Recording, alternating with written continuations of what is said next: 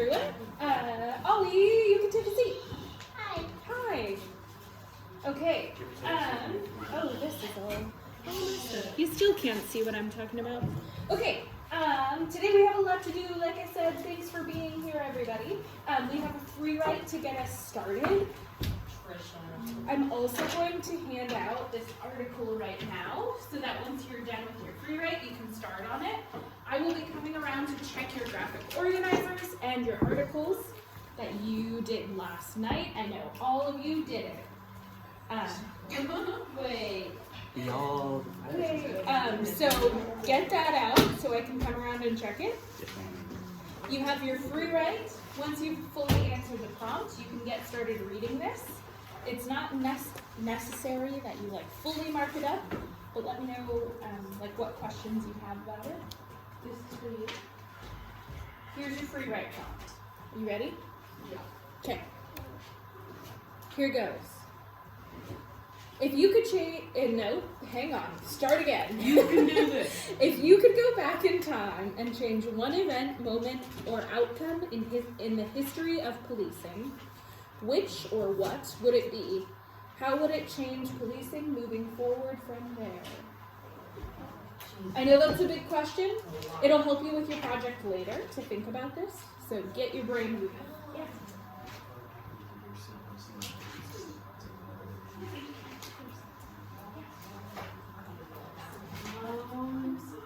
Hang on, let me pass these up first. I'll come back. Did you say math class just for you? No, I didn't do that first. Yeah, it is. I know. Get your brain going on, thinking hard about it.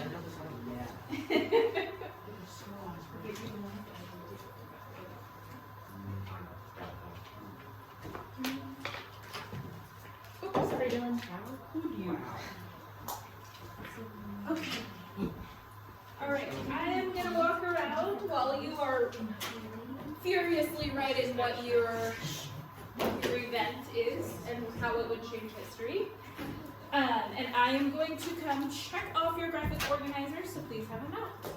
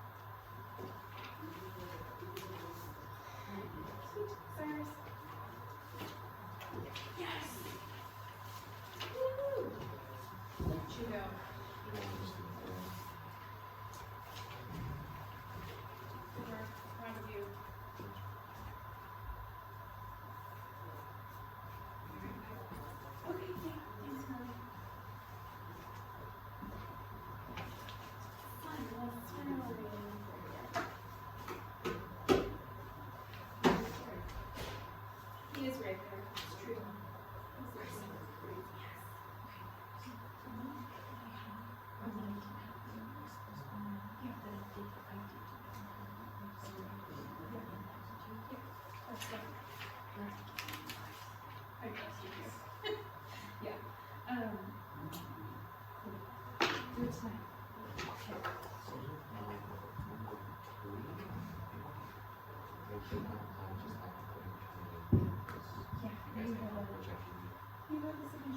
I see it.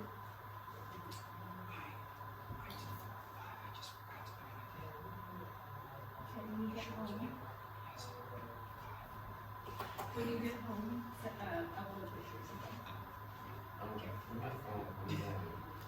5 and 6 are due on the 6. 22nd. That's what I meant, 5 and 6. I did 4. I didn't show you, I did 4, I promise. Okay. Show me.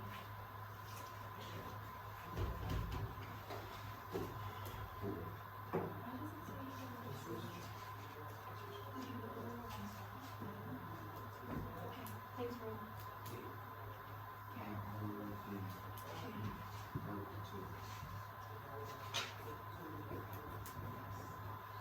You did it?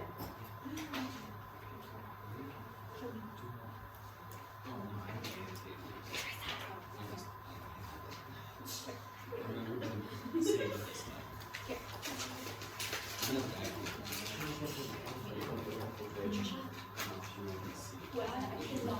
Okay. What should I do? You can go. I just go into the cafeteria thing. We're gonna be done with this in like less than 5 minutes. Okay. I'm going to copy all the articles into a graph and annotate it. Would you like me to ginger read to 0? Or should I keep it as this? What's a better reminder for you? Okay. Yeah.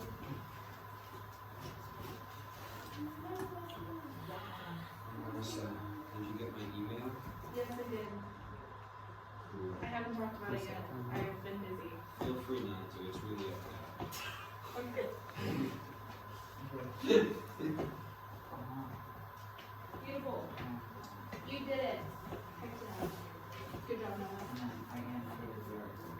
What semester's or whatever your denomination is. It's Seven. yes. Good job. You got your Yeah, so I just Perfect. and then let's see. Yeah, that's I really like Oh yeah. Perfect. Thanks, Coco. Which one? Damascus. There's a really good one. Wait, show me your stuff.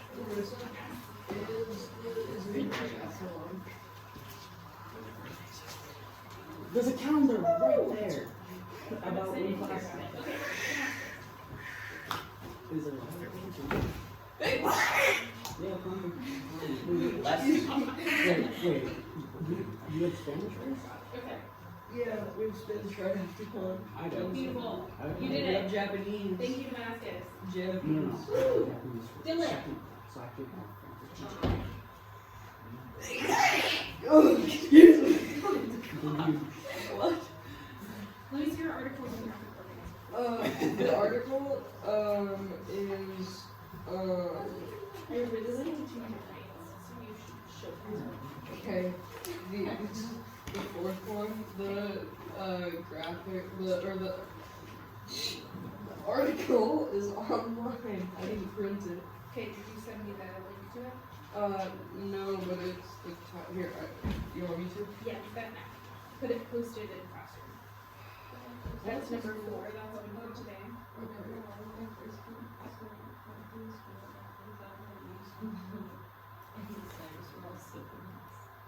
I'm sorry. What? I'm sorry. I know that it means smaller siblings. It's this article. Oh yeah. This Nice. one is it's very short article. That's okay. What? 4 pages. This was It's before Beautiful. I knew anything. Thank you, Octavia. It was like the first day. I'm sorry. I mean, that makes sense if it's your first day. Ollie. Good about the luscious hair I do. No, 0, I forgot. That's true, you're right, you're very voluptuous. That's the only good thing for you. That's true. And Oh see the wait, men no, I love me. did see your Men mom, love me. but I didn't get the comments. Do you remember that? Men love me. I saw that. Wait, read. And I'm almost 100% positive I gave that back.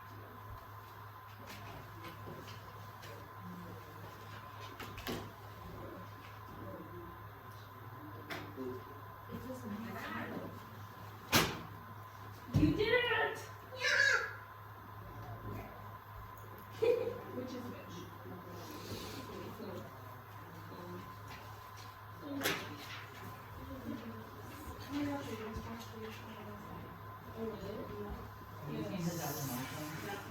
Oh, okay, yeah. Okay, so this one's the society, and then Perfect. So you have all three. You just need to get the fourth one. Yeah. Okay. This is so problematic, but so funny. I know. It's so bad. I feel conflicted about him. I know, me too. It sucks. Please read the article. It was worth reading. Hey, only I'm changing your first grade to 5 if you want. Yeah. Wait, I don't remember. Out of 5. Oh, okay. Out of 5. Okay. Good job, y'all. Blake.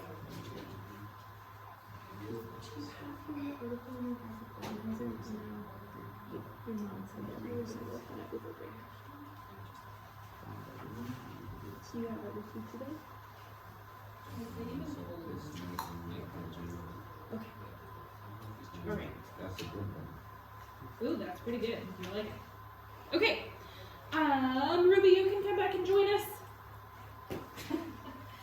So I have a lot to get through today, like I said. Thanks for getting jump started on that article while you all were waiting for me. I appreciate it.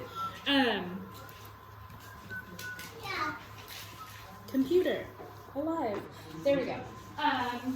Does anyone want to share about their free write? Rowan.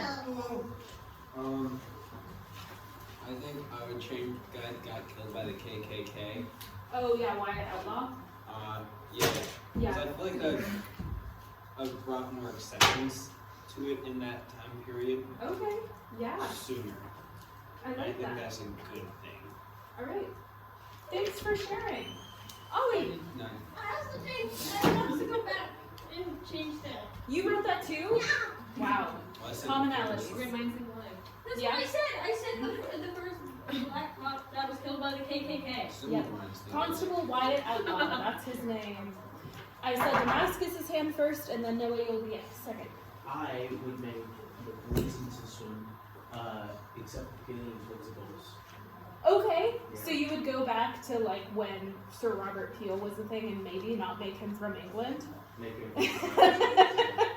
Kidnap Maybe him. that would solve the problem. Okay. All right. Noah. I would stop the Tulsa massacre because it seems just overly violent and unnecessary. Totally. Yeah. I know it's hard to like pick one thing because I'm like, there's so many things, like so much violence in history that I personally would change too. But So I feel you. But also, like, some of it feels necessary for the history, Right. and the Tulsa massacre just is pointless. There's like a weird balance between like, I obviously don't want to condone violence, but like what change did that have in history? Yeah. But yeah, I can see why like the Tulsa massacre specifically kind of feels like, what came of this? Why did this happen? Definitely. Anyone else feel called to share? Why did that lady have to really like run out of the elevator like that and be like, oh my god, this person assaulted me? Yeah, I mean, that was kind of par for the course in the time period, unfortunately, and it was something that happened a lot. A lot of people were killed based on hearsay, and that's not okay. What did you say, Damascus? Yeah, same thing with Emmett Till, exactly. All right, I'm gonna move on from the free write. If you're working on the article, go ahead and take a pause on that. I appreciate you guys reading ahead. That means we can have more time later. I need you all to get out your timelines today. This is the last day we're working on them. How much We're longer do we almost have? there. It's in my Oh, locker. We're almost there. Go get it. Go fast. Go fast. What do we have? What are we missing from our timeline? We are missing Upcoming The events. 21st century. Yeah, 21st yeah. The 20th and 21st century, basically. I think So we stopped in about 1968-ish, right? What was happening? 911 created. They created 911.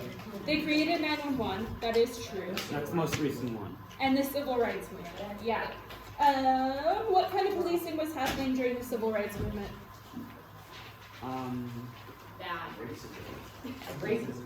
Heavily biased policing, Yes, right? heavily biased policing. What about, was it reactive or proactive? Yeah. Whatever the opposite. It was proactive, right? We had 911, which kind of Yeah, it reinforced was the proactive. reactive part, but a lot of it was proactive. Yeah. Because reactive would be calling when they don't do it, so you have to call them to help you with them being reactive. They're kind of doing both, right? Yeah, policing and starts. Yeah. Yeah, so like the reactive aspect comes from the creation of 911 because you can call them and say, hey, come help me. But there is still that proactive aspect in that they were definitely at a lot of civil rights movements and seeking out occasions of violence, especially or perceived violence. We had them yesterday. I know. I thought I had it in here. I thought the whole I saw it this morning and I don't know where it went. Good job. And it Rob. wasn't even pinned to the wall. All right. Stop bragging. Why are you doing that? I'm gonna move on. So we all know what we covered yesterday, right? Yeah. Yep. We're good. We've got the civil rights movement and the creation of 911 on our timeline. My arm is in my bag and I cannot find it. Okay. All right. Here we go. Oh, wait, All I right. found it. So we move into 1970. This is when the time period of the war on drugs and kind of like the tough on crime era is beginning. So President Nixon was elected, and he was running on a platform that pretty directly opposed a lot of the social movements that were happening, and he was elected. He won still. Was he a good president, Patricia? I want you to make your own conclusion about it. I'm not going to tell you if he was good or bad, because that is definitely a direct opinion. But I think it's important to consider like the time period and why he was elected for sure. The whole like war on drugs thing. Yeah, we're going to talk about it. So President Nixon was elected, and a big portion of his campaign was that he was going to be tough on crime, there was going to be drug reform, and he was pretty heavily focused against the social movements of the time. So he was like, look at all this rioting and protesting that's happening. I want to like put the kibosh on that and move forward. Like, I'm not gonna tolerate that in our country. We need to be tough on crime and tough on drugs. So President Nixon created the DEA in 1973. Do we know what the DEA is? Drug enforcement agency. Yeah. Drug Enforcement Administration. Really close. Yes. Yeah. Have you guys seen Breaking Bad?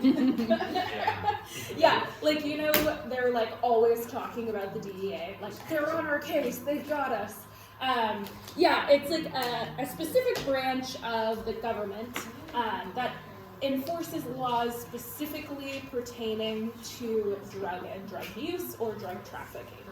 So any kind of drug trafficking, like border patrol in that sense, they would be dealing with that, as well as smaller cases and like stings and that kind of stuff. Yeah, I feel like you guys are like furiously taking notes. Do I need to give you a second? Yes, please.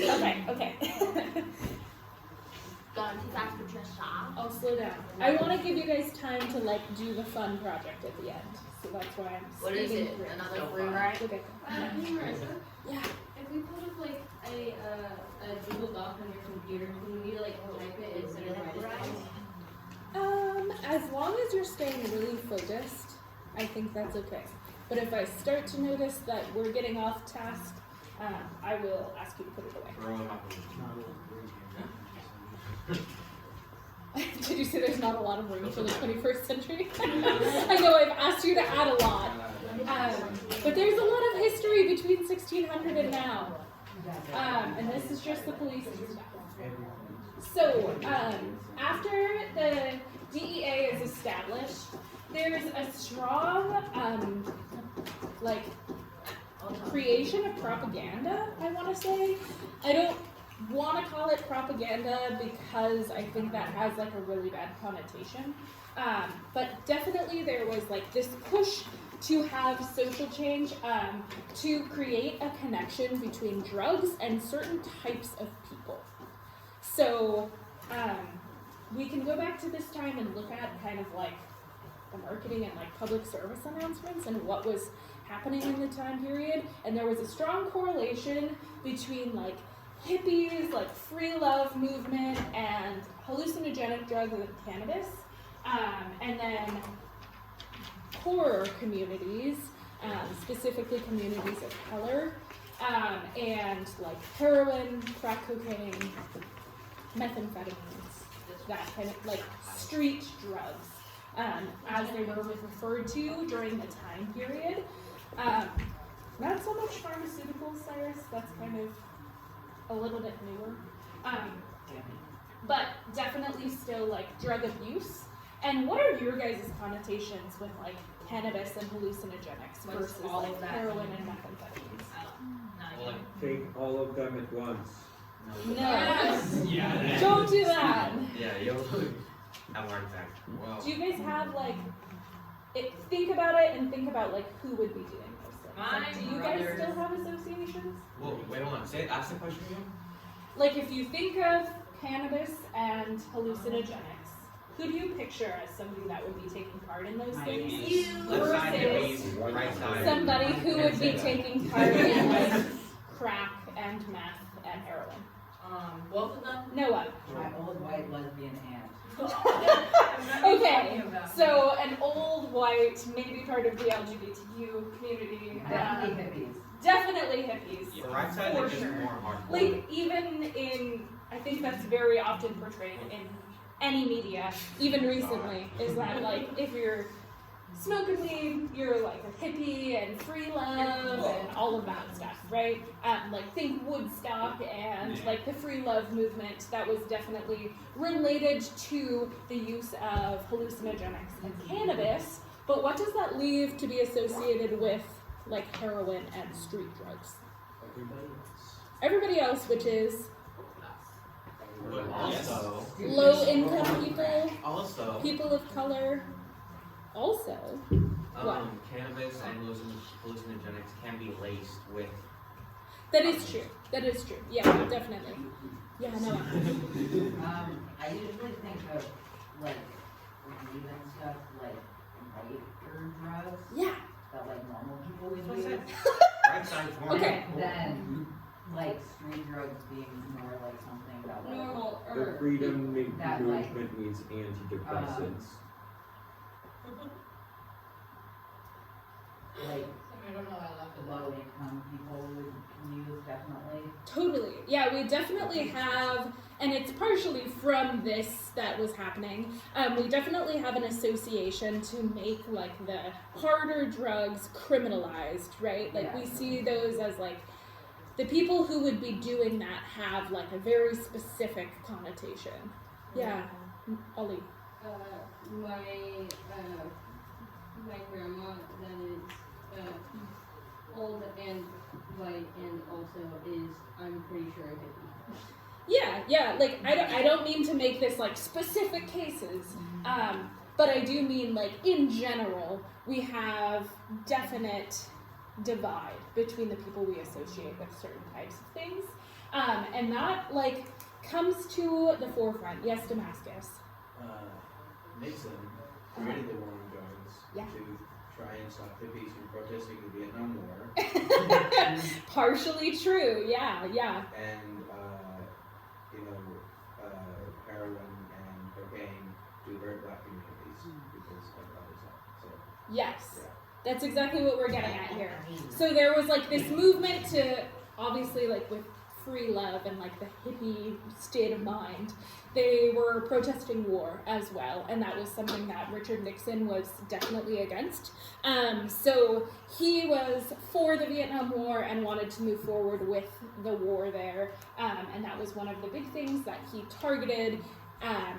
at the hippies, and especially with the legalization and criminalization of cannabis and hallucinogenics. And then crime was associated with lower income people and people of color. And he said, nope, we're going to be harsh on that, including the use of drugs associated with that group of people. And then he lost the meeting. Yeah. Okay, and then moving forward, like I said, in 1977, 11 states actually decriminalized cannabis possession. I did not know this. I feel like that is super progressive and something that wouldn't have been done until recently. Yeah, no, yes. And it was mostly linked to the high incarceration rates of white people. They were like, basically, oh, is this really a criminal charge? What harm is it doing to the community on a wider sense? Our prisons and our jails cannot hold this number of people, so let's release the people who were lesser offenders, okay? So it was decriminalized in 11 states, and then as we move forward, the DEA was responsible for publishing some studies that linked teen deaths to the use of cannabis.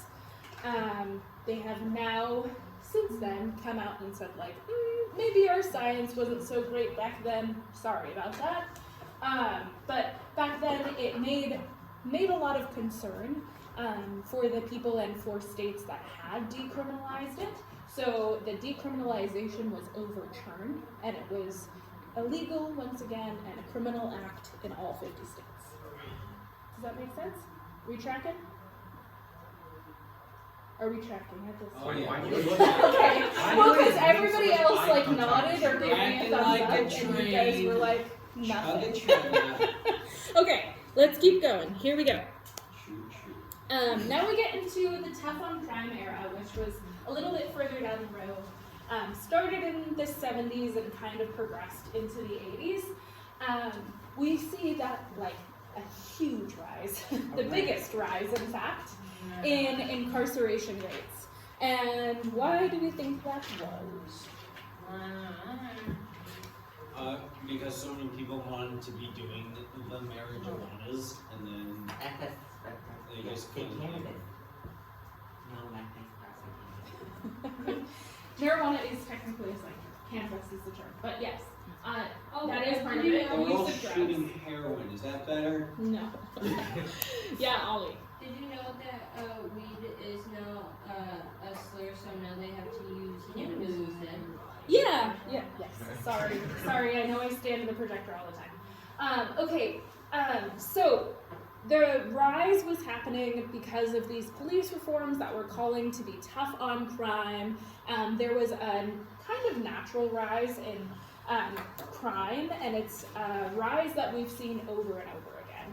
I don't know how far you guys got in the article while I was checking off your graphic organizers, but part of what they talk about in that is we see this natural repetitive cycle where crime goes up and up and up and it reaches an apex and then it falls pretty drastically. read that. Yeah, and we see it repeated over and over again in history. And this rate of increased arrest and increased incarceration just so happened to be during a time period that we see this huge increase in crime. Hey Dylan, will you make sure the projector is plugged in? I think I just saw the light on it change. Yeah. The plug is right down there. Did we kick the one? I think, it got switched off, I think. Thanks, Marley. Okay, so poor prison conditions were directly correlated to this huge rise in incarceration. Why do we think that would be? Not enough prisons to hold all the people.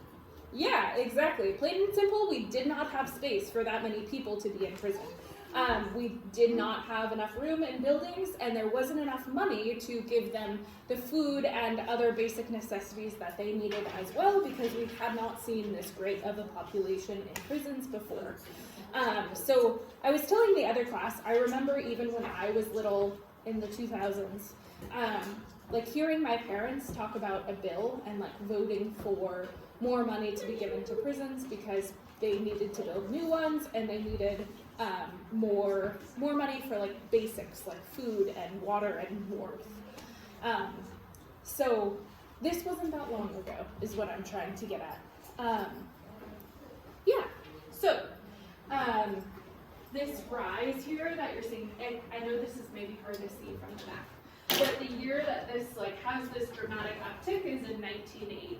So it's directly correlated with this rise in the tough on crime attitude that was in our administration and in police forces. Patricia, is this your last day? Yep. Okay. Or this Also, Take it, Patricia.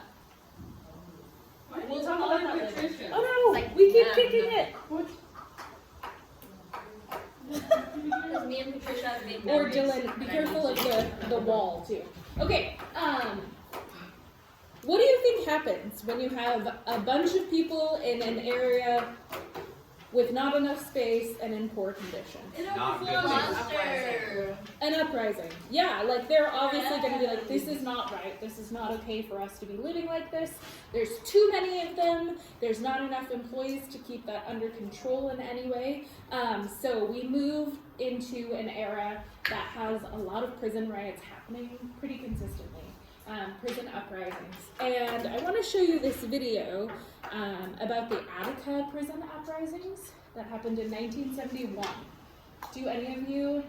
Have any of you heard of this before? The Attica prison uprisings. Noah, I know you're a fan, but anybody, there was a My Favorite Murder episode about the Attica prison uprisings. So if you're interested, you could listen to that. But basically what happened is one person in the Attica prison, which was a incarceration facility way up north in New York, kind of by Buffalo, that had a large amount of like solitary confinement. So it was a high security prison, and basically the norm was that 2 months of solitary was given to basically every inmate that would come in.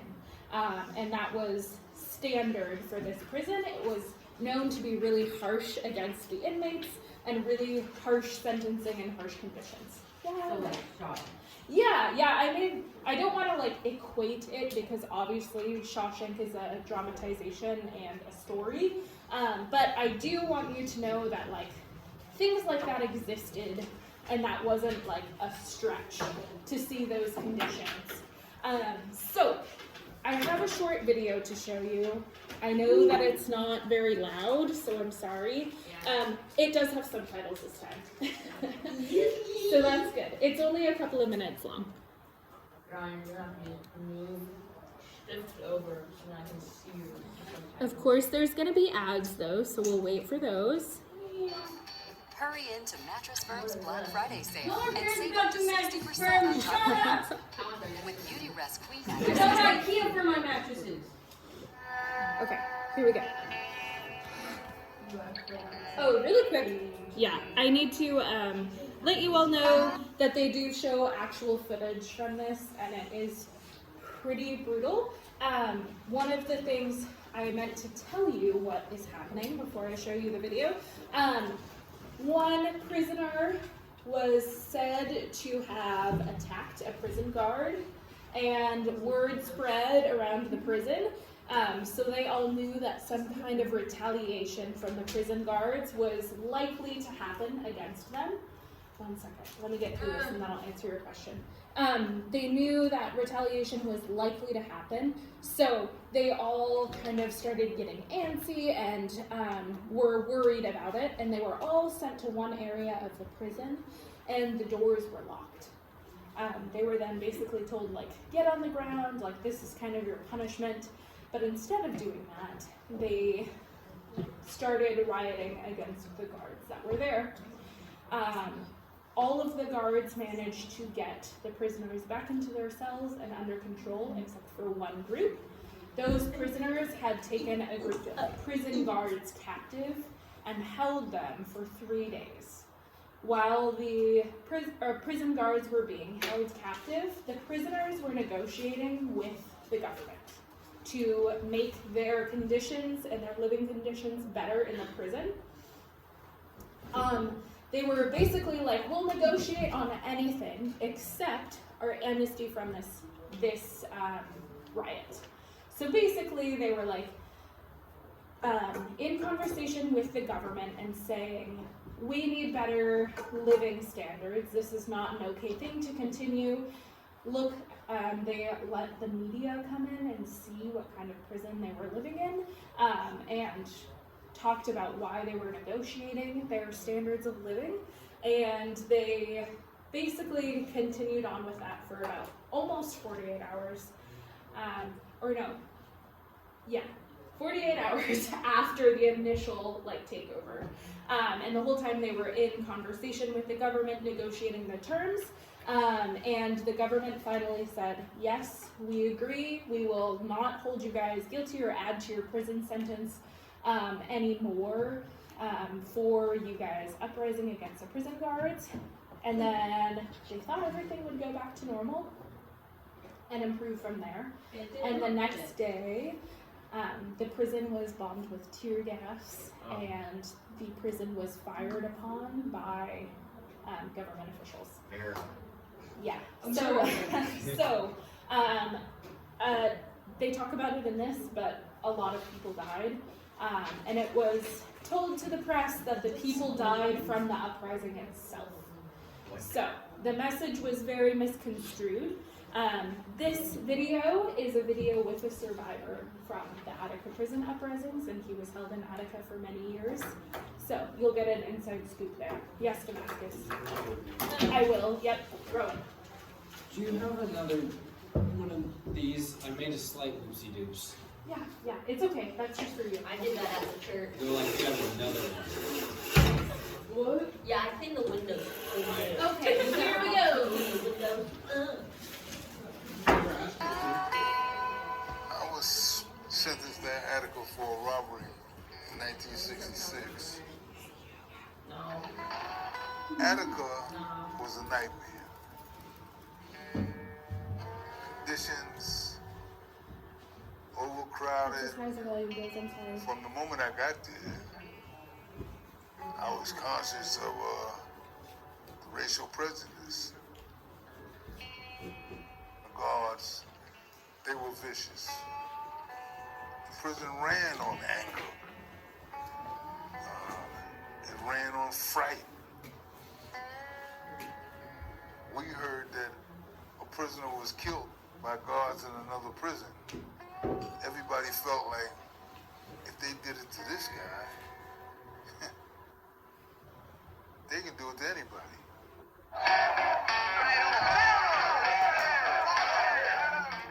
It wasn't planned, it was spontaneous. I came out of the shower and everything was different. I'm naked, I'm soaking wet, I'm looking around, a riot had erupted, people are crazy, and I got crazy with them. It was just total chaos, you know. Nobody in control. You can make out the Molotov cocktails sitting on the ramp between the two chairs in the barricade. We seen some guards from the metal shop that was taken hostage. Some of them got beat up. We urgently demand immediate negotiations. Over a course of about 2 or 3 days, we tried to negotiate with the authorities, but it was all a game. It wasn't really a negotiation. It was like make-believe.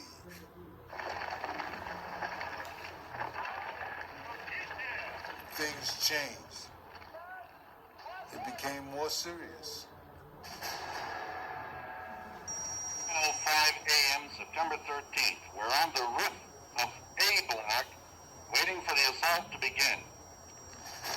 The hostages are on the catwalks with knives at their throats. When they stormed the prison, they came in dropping gas and shooting guns.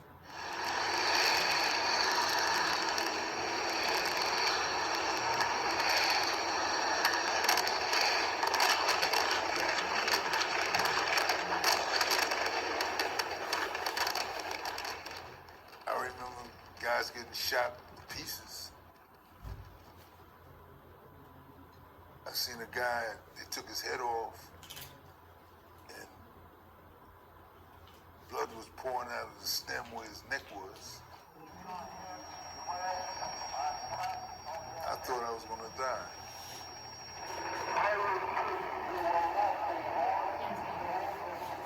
I had nightmares like you wouldn't believe. I'm scared to go to sleep. This went on for years.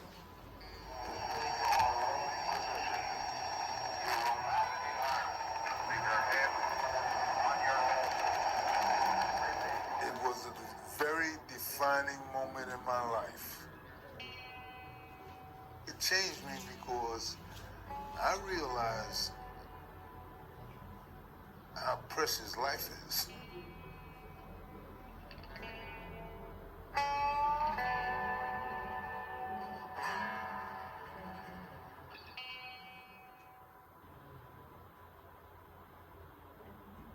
Alright.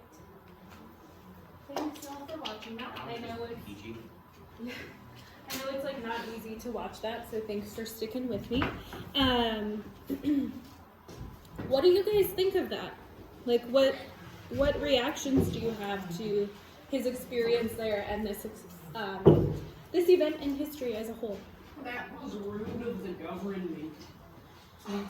Yeah, like it doesn't seem like they should just be able to like agree to terms with people and then go back on their word. That doesn't seem okay. What else?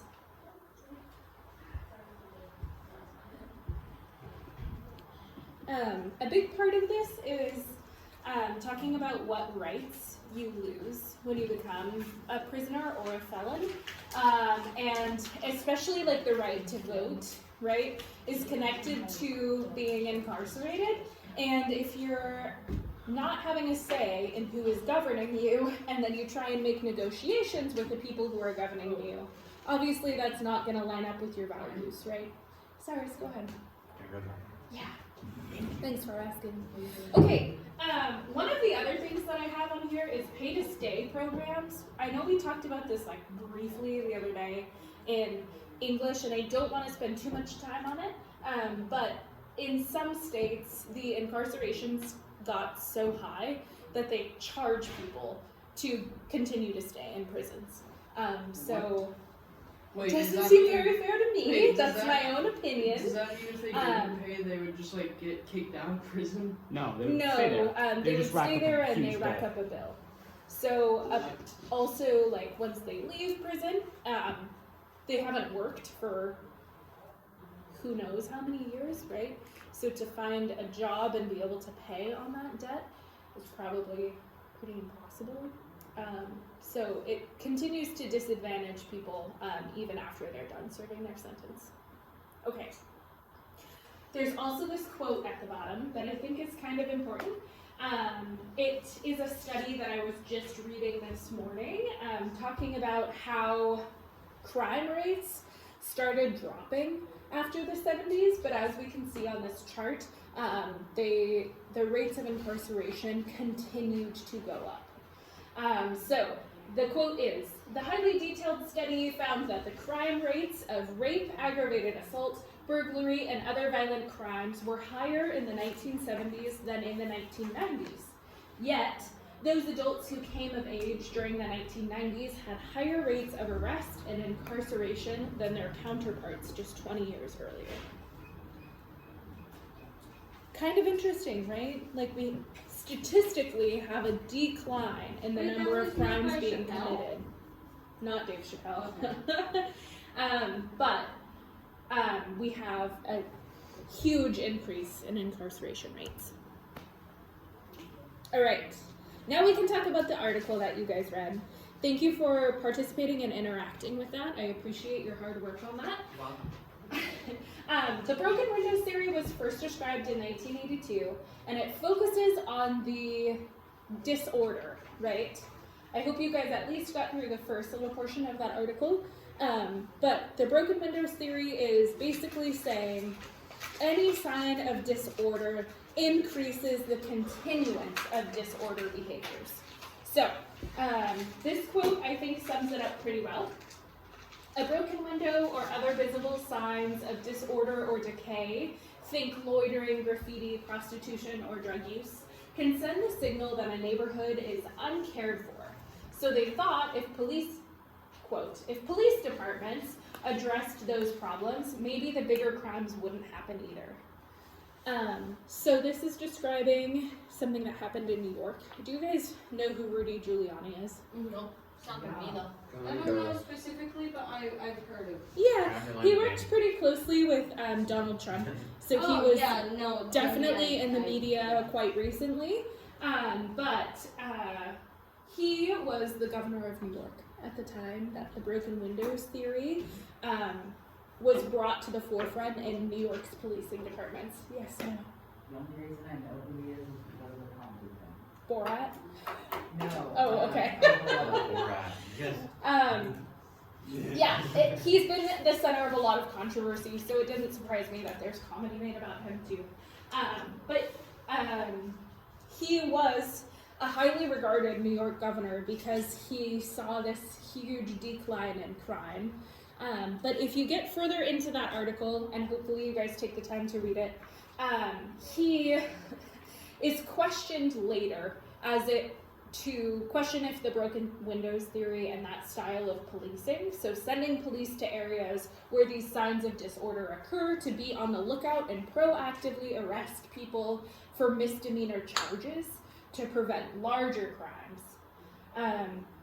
That the theory of that happening was correlated with a sharp decrease in crime.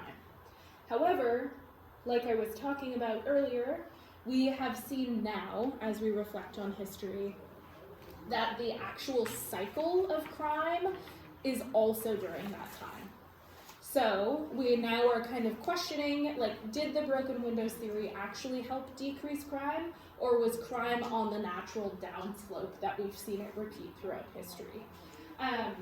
So, past the broken windows theory in the early 2000s in New York, we see this turn into the stop and frisk. So we get Michael Bloomberg as the governor in New York, and after broken windows theory had so much success in policing, they're like, why don't we take it a step further? Why wait for people to commit misdemeanor offenses when we can be on the lookout and arrest people who we believe would make misdemeanor offenses? So people like me. So, based on what you know about biases in policing, who do you think that would be? Yeah, like people of color, people living in lower income areas, people with past records, people who might be using drugs or have mental health concerns. So already marginalized groups, right? And they continue to use those tactics for quite some time. We definitely still see remnants of it in policing today. I don't have that much more for you. This is in a second. Okay, I will. I thought about for a really long time how I was going to talk to you guys about police brutality, and I decided that I wouldn't. Oh. Thank you. And Why? It's gonna seem silly. I thought about this, like I said, for a really long time, and I was constantly thinking, like, I don't want to just like doom and gloom you guys out of this class. And I think, I know, right? Like, it definitely feels that way already. I think you guys have experienced firsthand so much of seeing police brutality in the media that you are the ones that should be teaching me about it. And future generations. Like, you are the ones, you're the ones seeing the effects of it happening in our society. So I don't feel right to stand here and tell you how it's affecting you. Like, I think you guys already know that. So I hope that with the education I've given you on the history of policing, you're able to make some connections on maybe why those things are happening. Does anyone want to share any connection that they've made? Oh, I'm not sorry. Huh? Do you want to share any connection you've made to like the current state of police brutality, and anything you've learned about the history of policing? Yeah, Noah. I just connected that, what was it, the prison? Yeah. It seems a lot like Shawshank. Like the Attica prison? Yeah. Yeah. Hey, surprise, there's a reason we give you things. I have learned a lot of history about the Attica prison uprising through like some more casual resources because I was interested in it. But it's no surprise that we also assigned you Shawshank because it's important that you guys see like those first-hand accounts. And while Shawshank is fictional, I think it gives you a good grounds to observe the reality of prison systems. Okay. Does anyone else have a connection that they've made? You can peek at your timeline maybe.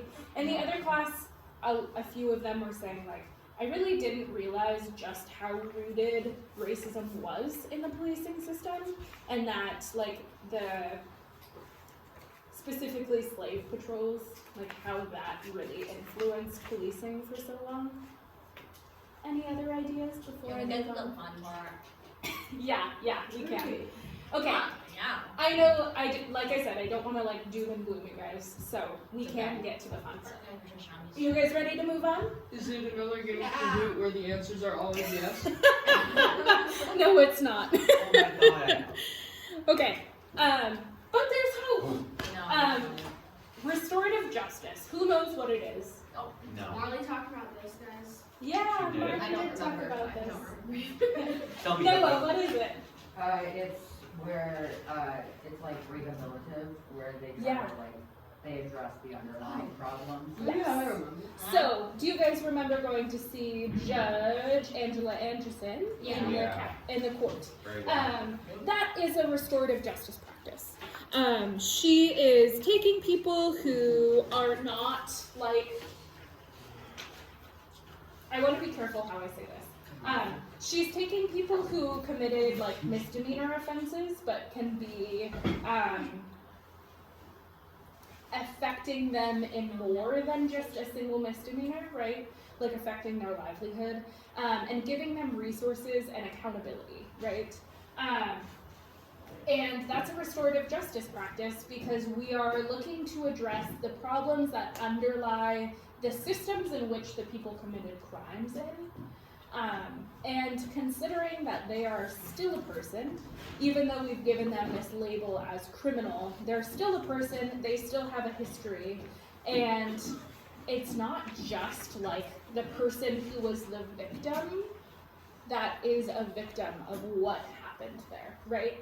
Like the person who committed the crime is also affected by that crime. So restorative justice keeps that in mind. I have another video to show you guys about placing value in how the victim sees fit to move forward with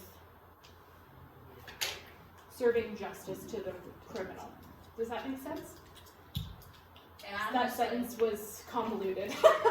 Let me try again. Okay, this video asks people who were victims of crimes, specifically, I think this one is like sexual assault crimes. It asks them how they would like to see justice moved forward for the person who committed that offense. And it's really interesting. To me, I wish this is how justice was. And that's what your project is. So, Like I'm today's going to, project? yeah, Oh, well, yes, we're making yes. a project on sexual assault? No. Okay, thank you. You're making a project on what you think justice should look like. So who's this person? That's Abraham. I meant Lady Liberty. Close, Lady Justice. Lady Justice. Okay, so this is like the form that we see her in, represented in U.S. media. Yes. I thought she has a white. Lady Justice. That's Lady Liberty. That's Lady Liberty. Yeah. Who's that? Lady Justice. Who the heck is Lady Justice?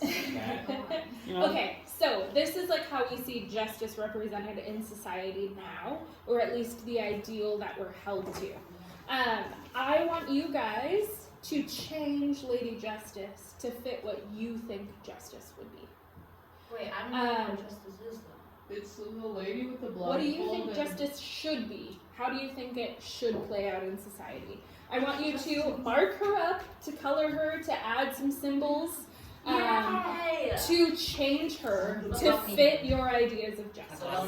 So, yeah, use symbols. So on the board behind you all, please turn your bodies to look at the board. Ruby.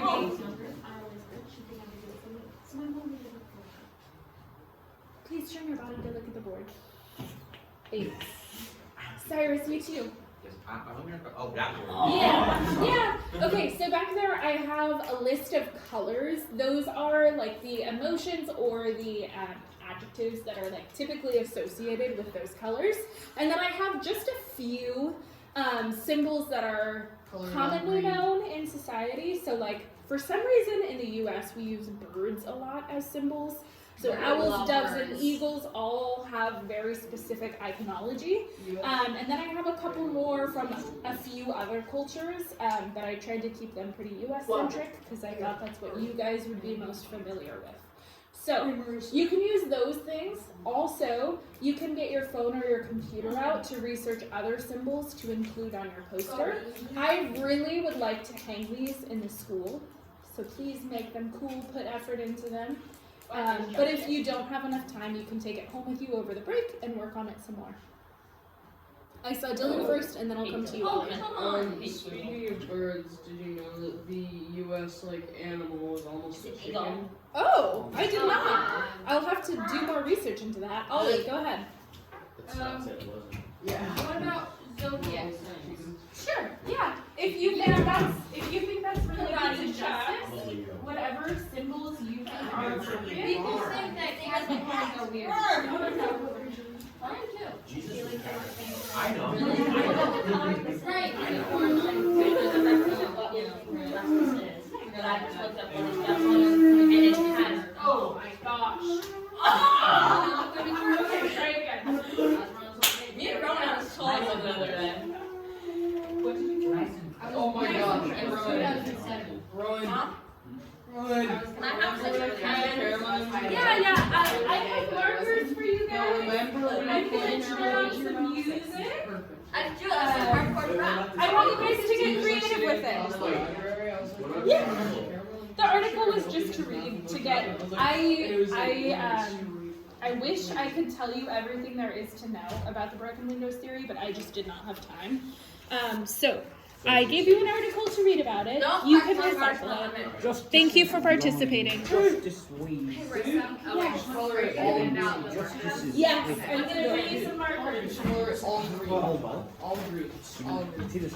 Justice is belonging. I love you, Tom. How you being recorded? Chris, you might need to stop the recording and delete the last 15 seconds of it. The soul of justice is Oh my god, yes. I know precise. I can send it. You want to use mine, Tom? Here's a bunch of markers. Smoke. Smoke. We can do it later with mine. So this is a model. No, this is not the entire thing. This is the part of it. No, Anybody else? So this is the Are you laughing? Are you? Oh my god.